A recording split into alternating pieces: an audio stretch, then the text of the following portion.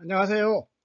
이 시간에는 태어복희족 임시의 역사적 기원에 대해서 살펴보도록 하겠습니다. 어, 임시는 태어복희의 대표적인 후손입니다. 바탕하면은 복희 씨의 이제 그 영정인데요. 보시면 과죽옷을 입고 있죠. 석기 시대의 분입니다. 사망 중에서도 우두머리라고 이렇게 황지수다 이렇게 돼 있고 복희씨 이렇게 복희라고 써져 있죠.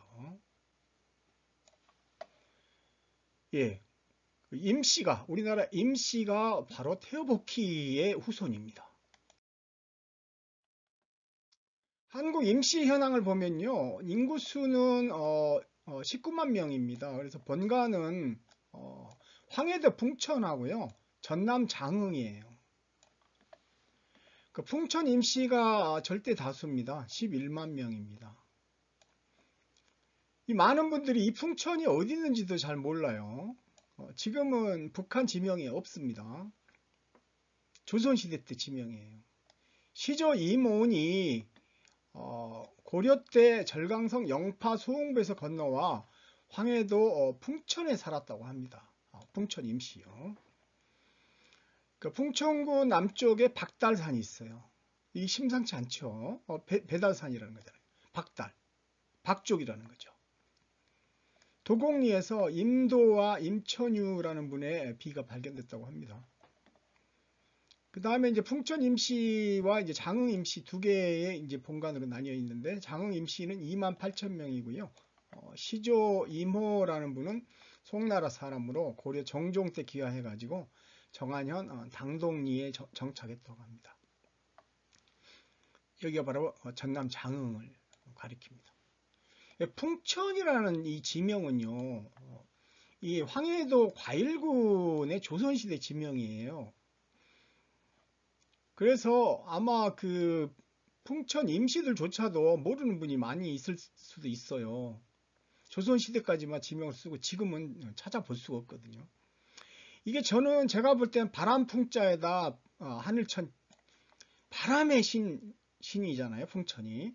이거를 그 음차 표기한 걸로 보입니다. 예. 불교에서 이 풍천이라고 하는 거는요, 바람풍 하늘천은 인도 신화에서 말하는 바람의 신을 가리킵니다. 바람의 신 바유, 예, 바유를 가리키는 거예요. 그러니까 임씨가 태복희 후손인데 이 본관이 풍천이라는 건 놀라운 그 사실 아닙니까? 이건 음차 표기된 거예요. 바유는요, 산스크리트어로 바람 또는 공기를 나타냅니다. 그래서 바타바라남이다. 이게 반남하고 거의 비슷한 말이라는 거 알 수 있죠. 예, 바람이잖아요, 바람. 마하바라타라고 하는 인도의 대서사시가 있죠.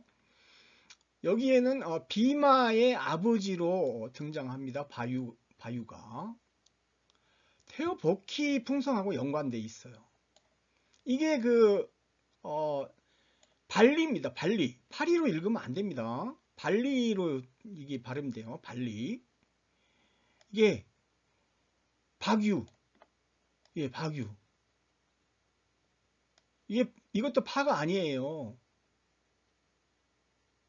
그 신라본기에 보면 파사이사금 나오는데요. 파자가 그게 파가 아닙니다. 바사이사금이에요. 바사이사금. 예, 다 바유, 벌유 이렇게 쓰임새가 쓰이고 있습니다. 그래서 이게 풍천 임씨라는 것은 태어복희 후손이라는 사실을 그대로 보여주고 있는 겁니다. 임씨는 태어복희의 풍성 바람족입니다. 바람족. 춘추자전 휘공 21년에 그 기록이 있는데요. 원래 임국입니다. 임국. 임국은 산동 제녕시예요. 여기입니다. 여기. 임국이 여기 있습니다. 산동성에 이게 제녕시가 여기 있어요.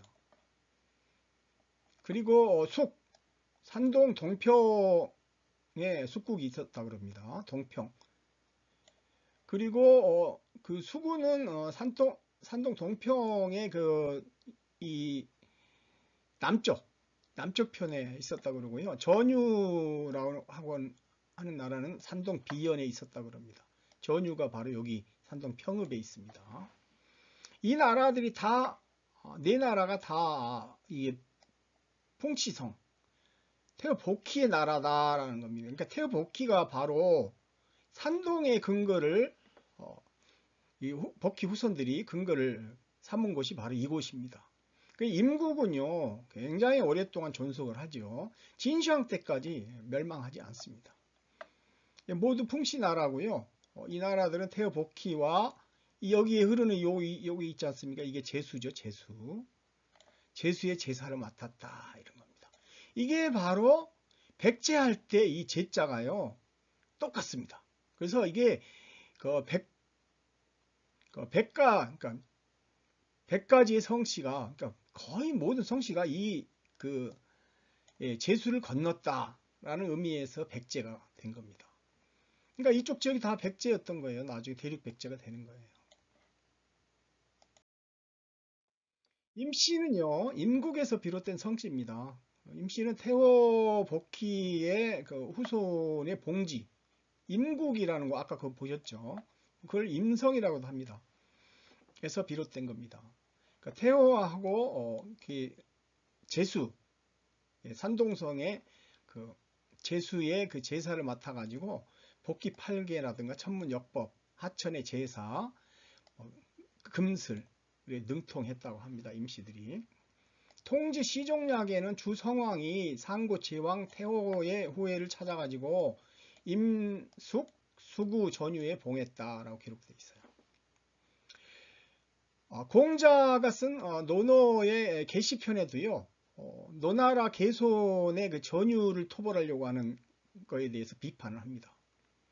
그러면서 나는 개손씨의 근심이 전유라고 하는 풍씨 나라를 나라를 이제 침략하는 외적인 데 있는 게 아니라 궁실 울타리 내, 즉 이 노나라 개손씨의 그 궁실 울타리 내에 이제 앞으로 분열이 일어날까 그게 두렵다라고 이야기를 했어요. 그만큼 태호 복희족에 대해서는 중원에서도 중원의 문명을 일으킨 그 종족들이기 때문에 다 존중을 했던 것이죠. 공자마저도.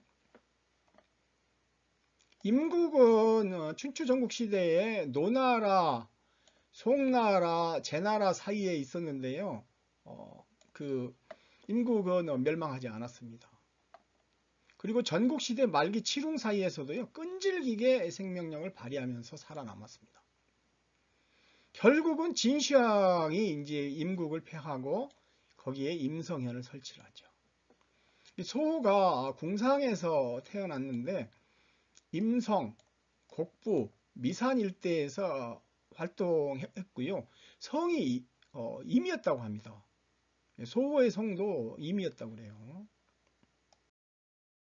임씨는 황제가 사성한 12개의 성씨 중에 하나입니다. 그에 대해서는요, 뭐 기록이 너무 많아서 다 이루 말할 수가 없어요. 대표적으로 국어 진어, 당서 재상 세계표, 통지 시종약, 좌전 정의, 성찬에는요, 거의 유사한 내용이 기록돼 있어요. 그러니까 황제의 25명의 아들 중에서 12명이 성씨를 하사받았는데 임씨가 그 중 하나라는 거죠. 황제의 소자, 황제의 큰아들이 소금천이죠. 그러니까 작은 아들, 아마 5째 아들인가 그럴 겁니다. 5째 아들 우양의 후손으로 제왕이 하사한 국명을 성씨로 삼았다라고 기록되어 있어요. 6대에 이르러 해중이 설에 봉해집니다. 네. 설씨가 그래서 또 태어복희족이에요. 그래서 황제의 후손 전욱 고향의 소자 양이 임에 봉해져 임씨라 했다 이런 주장도 있어요. 또 임씨는 풍씨의 나라가 됐다. 태어복희의 풍씨. 세본에는 서주 초기에 사씨, 장씨, 설씨 이 설씨도 태어복희족입니다. 서씨 군서족이죠. 군서. 군서의 서씨도 바로 태호복귀족이에요. 여, 축, 종, 천, 필, 과시 등 10개 나라가 있었는데 모두 임시 후손의 본국이다 라고 기록되어 있어요. 그래서 춘추 좌전에는 그 여러 임시들과는 감히 논쟁할 수가 없다. 그러니까 너무 세력이 강하기 때문에 10개의 나라가 있을 정도잖아요. 그래서 현재 중원의 임시 인구는요 533만 명으로 매우 많습니다. 예, 박씨, 뭐 배씨 이런 성씨들보다 훨씬 많죠. 임씨가. 임씨하고 박씨는 같은 성씨예요. 임씨는 파로 읽으면 안 됩니다. 발로 읽는 거예요. 중원 사람들은 다. 그리고 원래 의도가 발로 읽도록 이렇게 돼 있어요. 발 또는 박입니다. 이게. 박씨예요. 박씨. 그 파국이. 파국이 아니라 박국입니다. 박국. 위서에는요. 이 그 발이 성씨 중에서 태호복귀 임씨가 있다. 이렇게 기록이 돼 있어요. 보시면 발민족의 임씨는요. 이게 박씨를 가리키는 겁니다. 박씨. 임씨가 없어요. 아무리 그 기록을 찾아봐도. 그러니까 박씨하고 임씨가 같은 성씨라는 걸 알 수 있어요. 발족은 지난 시기에 판순만이로 불리웠습니다. 그래서 판순만에 7대성이 있는데요. 나씨, 나주에 있는 나씨, 금성나씨, 박씨, 독씨, 악씨, 도씨, 석씨, 공씨 이렇게 있는데요. 자, 우리에게 잘 알려진 성씨는 나씨와 박씨죠. 그 중에서 이 박씨가 바로 박족이잖아요. 즉 태호복귀 후손이기 때문에 바로 임씨하고 같다는 걸 알 수 있어요. 중원에 포함되지도 않았던 파쪽 지역에 그 청나라 고척국에 삼성태 유적이 발굴되지 않습니까? 그 유적들이 다 태호복귀족의 유적입니다. 파쪽 지역에 태호복귀 풍성이 있다는 것은 이거는 태호복귀족이 중원의 동서남북을 모두 다 망라한 세력이라는 걸 알 수 있죠. 그 중에서 그 파쪽 지역에 있었던 이 판순만이는요, 그 전쟁을 할 때 판자를 방패로 삼아가지고 죽을 때까지 돌진해서 이런 별명이 붙었다고 합니다. 판순만족은요, 천동에 주로 분포하고 있어요. 즉 사천성 랑중. 랑중은요, 이게 그 사천성 청도하고 아주 가깝습니다. 가까운 곳이에요. 그리고 더불어서 이 박씨, 파씨라고 하지만 이게 박씨입니다. 박씨가 바로 파쪽 지역에 그냥 전반에 걸쳐 가지고 분포하고 있었어요. 그 선진 시기에 가서야 한나라 고조 유방이 파중 지역에 판순만이를 징발해 가지고 이제 한나라를 세우는데 그 판순만이를 앞세웁니다. 사기 그 남월 열전에는요, 진시황이 이제 이게 광동 광서 지역까지 이렇게 정벌을 합니다. 그때 이제 파견이 돼서 그쪽 지역에 갔던 남해 군이 임효가 있어요. 임효. 이때 파견된 사람도 임씨지 않습니까? 임효와 조타가 있었는데 이제 임효가 먼저 죽습니다. 먼저 죽으면서 조타에게 남월국을 건국하도록 이렇게 유언을 남기죠. 그래서 독립을 해라. 중원하고 여기 별개 세력인데 왜 중원에 이 나라를 넘겨주느냐 그래가지고 남월국을 건국하는 겁니다. 이게 바로 이 남월국이 이게 이제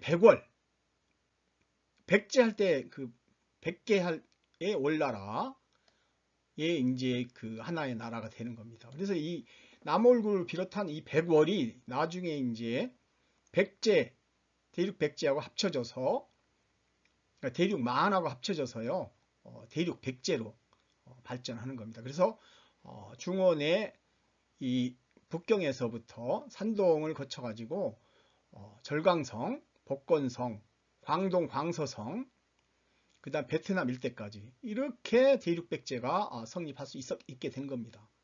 거기에는 바로 그들이 월지족, 태어복귀족이라는 사실이 이제 중요한 사실입니다. 대부분이 다 월지족이에요. 월지족이 바로 대륙백제의 시족이라는 걸 알 수 있습니다. 임시에 대한 설명 마치겠습니다. 감사합니다.